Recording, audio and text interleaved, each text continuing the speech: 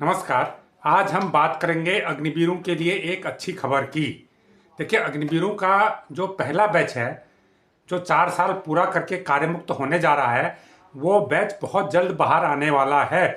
अगले साल मध्य में मई जून तक वो बैच बाहर आ जाएगा, यानी 75% अग्निवीरों को कार्यमुक्त कर दिया जाएगा जो 2022 में भर्ती हुए थे। अब इसका क्या मतलब हुआ? इसका मतलब होगा कि जो 25% स्थायी हो जाएंगे, बाकी जो 75% बाहर आएंगे, उनको फिर से अपने लिए नौकरी ढूंढनी होगी, क्योंकि ये यंग लड़के हैं, 22-24 साल के लड़के होंगे, इनको बाहर नौकरी ढूंढनी पड़ेगी। तो बाहर अर्धसैनिक बलों में, पुलिस में, पीएसयू में, कई राज्यों के सरकारी नौकरियों में उनके लिए 10% सीटें रिजर्व की गई हैं, लेकिन ये सीटें बहुत कम हैं। सबको 10% सीटों में एडजस्ट कर पाना पॉसिबल नहीं होगा। लेकिन ये समस्या सिर्फ वायुसेना और थल सेना के अग्निवीरों के साथ होगी। जो नौसेना के अग्निवीर हैं, उनको भर्ती करने के लिए कोस्ट गार्ड तैयार बैठा हुआ है। कोस्ट गार्ड ने ऐलान कर दिया है कि जितने भी अग्निवीर नौसेना से बाहर निकलेंगे, वो 100% को ले लेगा। वो 100% को स्थायी भर्ती करेगा कोस्ट गार्ड में, जिसे हिंदी में बोलते हैं तटरक्षक बल। तो इसका क्या मतलब हुआ? मतलब ये हुआ कि नेवी में जो अग्निवीर हैं, 25% तो नेवी में स्थायी हो जाएंगे, बाकी जो 75% बाहर आएंगे वो तटरक्षक बल में फिर से सैनिक बन जाएंगे और परमानेंट सैनिक बन जाएंगे। तटरक्षक बल यानी कोस्ट गार्ड भी रक्षा मंत्रालय की ही एक पैरामिलिट्री फोर्स है, और जो नेवी जैसा काम करती है, जिसका काम काफ़ी हद तक नेवी से मिलता जुलता है। देखिए, नेवी क्या होती है? नेवी हाई सीम होती है, समुद्र के बीच में रहती है, जहां पर उसको बाहर की जो समुद्री बॉर्डर है वहां पर रहती है। लेकिन जो कोस्ट गार्ड है, जहां पर समुद्री बॉर्डर शुरू होता है, जहां पर भारत की समुद्री सीमा शुरू होती है, वहां पर ये रहती है। एक तरफ कोस्टल एरिया होता है, ये कोस्टल एरिया में रहती है। एक तरफ समुद्र, एक तरफ भूमि का तट होता है, दूसरी तरफ समुद्र शुरू होता है। ऐसी जगहों पर कोस्ट गार्ड रहती है।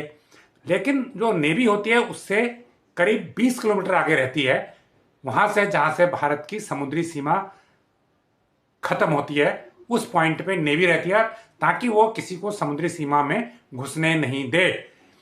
तो दोनों के जो पोस्टिंग के इलाके हैं वो अलग अलग हैं, लेकिन दोनों का काम करीब करीब एक जैसा है। जैसे सिर्फ कोस्ट गार्ड के पास है, वैसे ही सिर्फ नेवी के पास भी हैं। जैसे हेलीकॉप्टर कोस्ट गार्ड के पास हैं, वैसे ही नेवी के पास भी हैं। जिस प्रकार से पेट्रोलिंग कोस्ट गार्ड करता है, उसी प्रकार से नेवी भी करती है।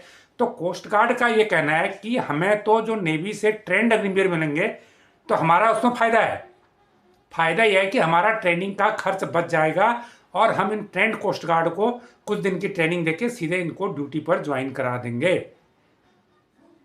तो नेवी का ये मानना है कि इस स्कीम से, कोस्ट गार्ड का ये मानना है कि नेवी के इन जो अग्निवीरों के सेवानिवृत्त होने से, इनके कार्यमुक्त होने से उनको जो ट्रेंड सैनिक मिल रहे हैं, ये उनके लिए बड़ी एक उपलब्धि है, उनके लिए एक बड़ा एसेट है। और जैसे ही वो बाहर आएंगे, जितने भी जवान उसके अग्निवीर बाहर निकलेंगे नेवी से, सबको कोस्ट गार्ड ले लेगा। अब पहले बैच में कितने निकलेंगे? देखिए, पहले बैच में नेवी का जो पहला बैच भर्ती हुआ था, उसमें 2600 अग्निवीर थे।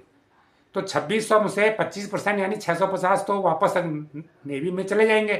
लेकिन 1950 अग्निवीर बाहर आएंगे। इसमें जो मेल फीमेल दोनों हैं, जब वो बाहर आएंगे तो 1950 अग्निवीर को कोस्ट गार्ड में स्थायी नौकरी मिल जाएगी। बहुत अच्छी खबर है कोस्ट गार्ड के लिए भी, और जो अग्निवीर नौसेना से बाहर निकलने वाले हैं उनके लिए भी बहुत अच्छी खबर है। अब सवाल है कि दूसरी जो जगह अग्निवीर हैं, थल सेना में और नभ सेना में, वायुसेना में, उनका क्या हुआ? देखिए, जो वायुसेना के अग्निवीर हैं उनकी भी जो बैच है 3004 के आसपास का है, उनको भी दिक्कत नहीं होगी, क्योंकि जैसे ही एयरफोर्स से ये अग्निवीर 75% बाहर निकलेंगे, इनको जो प्राइवेट एयरलाइन कंपनियां हैं वो इनको हाथ के हाथ ले लेंगी।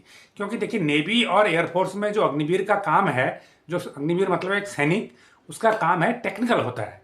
जैसे शिप की मेंटेनेंस करना, एयरक्राफ्ट की मेंटेनेंस करना, एयरक्राफ्ट से जुड़ी टेक्निकल चीज़ों को देखना। तो ऐसे स्टाफ की बाहर बहुत कमी है, इवन पायलट तक की कमी है। जो एयरफोर्स के पायलट रिटायर होते हैं, तुरंत उनको प्राइवेट सेक्टर में ले लिया जाता है। इसी प्रकार जो टेक्नीशियन, अगर हम एयरफोर्स के अग्निवीर की बात करें तो हम उसे कह सकते हैं कि वो एयरफोर्स का टेक्नीशियन है, जैसे ही वो रिटायर होगा, जैसे ही वो कार्यमुक्त होगा, 75% लोग कार्यमुक्त होंगे, तो उनको प्राइवेट कंपनियों में अच्छी सैलरी पर हाथ के हाथ ले लिया जाएगा। अब बात रही सेना की, तो सेना के साथ दिक्कत क्या है कि सेना में जो नंबर है वो बहुत ज़्यादा है। सेना में जो पहले बैच में भर्ती हुई है करीब 45,000 की भर्ती हुई है, 45,000 अग्निवीर भर्ती हुई है। तो अगर इसमें जो अगर बाहर निकलते हैं तो इसमें कम से कम 11,000 से ज़्यादा अग्निवीर जो है स्थायी हो जाएंगे, और करीब 33,000 अग्निवीर जो है कार्यमुक्त हो जाएंगे 2026 के मध्य में। तो अब 33,000 अग्निवीर ये संख्या बहुत बड़ी है, क्योंकि एयरफोर्स और नेवी की जो संख्या है वो छोटी है, लेकिन ये आर्मी की संख्या बहुत बड़ी है। तो आर्मी के लोगों को कहाँ मौका मिलेगा? पैरामिलिट्री फोर्सेज में मौका मिलेगा, क्योंकि 10% सीटें वहाँ पर उनके लिए रिजर्व की गई हैं। पुलिस में काफ़ी हद तक मौका मिल जाएगा। इसके अलावा जो बड़े पैमाने पर हाई लेवल की सिक्योरिटी एजेंसीज हैं उनमें उनको फ़ायदा मिल जाएगा, वहाँ पर आर्मी के लोगों की भर्ती हो जाएगी, वहाँ पर उनको मौका मिलेगा। लेकिन फिर भी आर्मी के लोगों के लिए चैलेंज रहेगा, लेकिन एयरफोर्स और नेवी के लोगों के लिए आसानी से भर्ती हो जाएगी, उनको उतनी दिक्कत का सामना नहीं करना पड़ेगा। तो ये जानकारी आपको कैसी लगी हमें कमेंट करके जरूर बताएं। जो लोग इस चैनल को पहली बार देख रहे हैं इसको लाइक करें, सब्सक्राइब करें और शेयर भी करें। धन्यवाद।